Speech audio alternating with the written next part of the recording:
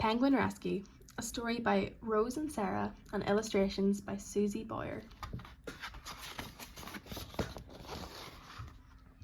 It had been drizzling all morning. When the sun finally came out, Meg and Gran decided to go for a walk along the beach. They put on their coats and woolly hats and set off. As Meg ran down the water's edge, she noticed that the sand and seaweed were covered in something black and shiny.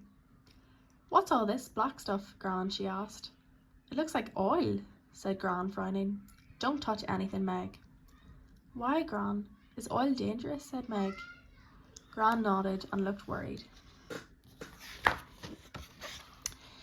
In the distance, Meg and Gran saw two people walking along the beach. As they came closer, Gran recognised them.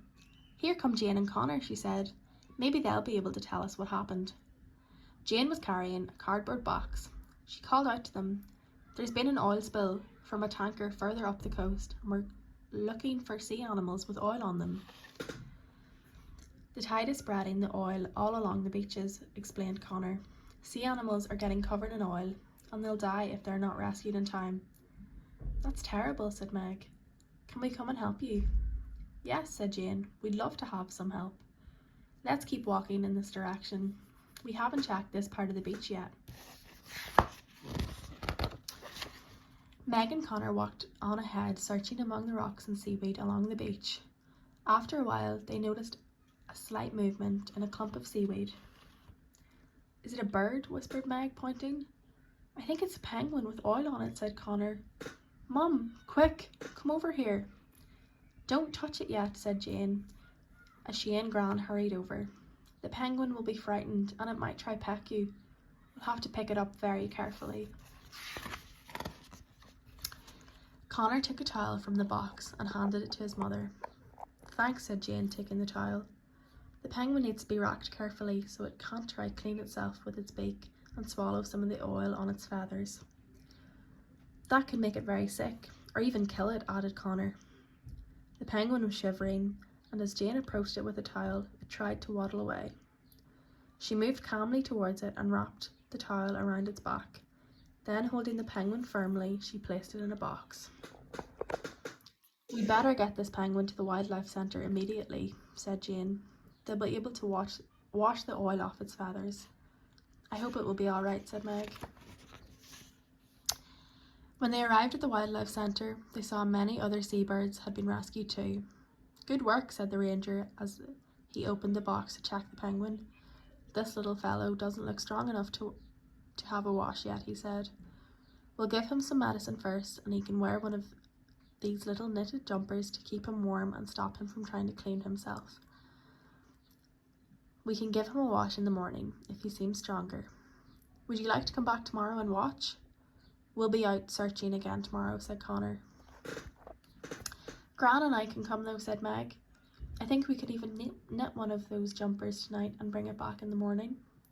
"That would be great," said the ranger. "We haven't got many left now." The next morning, Meg gave a little striped jumper to the ranger at the wildlife centre. "Hey, thanks," said the ranger. "That's just what we need.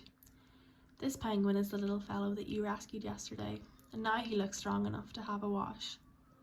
First, the ranger dabbed the little penguin very gently with water, special detergent, and then he rinsed him all over with clean, warm water. Finally, he patted him with a towel and placed him in a room with a warm fan heater. "What happens next?" asked Meg. "When he can clean himself, we'll put him in the pool for a short time every day," said the ranger. "When he can swim in the pool for 3 hours and his downy feathers stay dry, he'll be able to survive in the sea. It usually takes about 2 weeks. You could help us release him when he's ready if you like." 2 weeks later, Meg and Gran went back to the wildlife centre, but when Meg got to the penguin's cage, it was empty. What happened to my little penguin?" cried Meg in dismay. "Come over here to the pool, Meg," called the ranger. "Look, he's swimming," said Meg.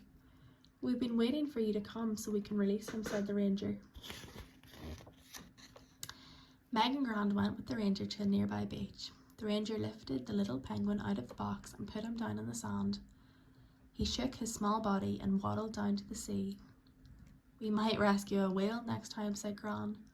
"Well, I won't be knitting a jumper for a whale," laughed Meg.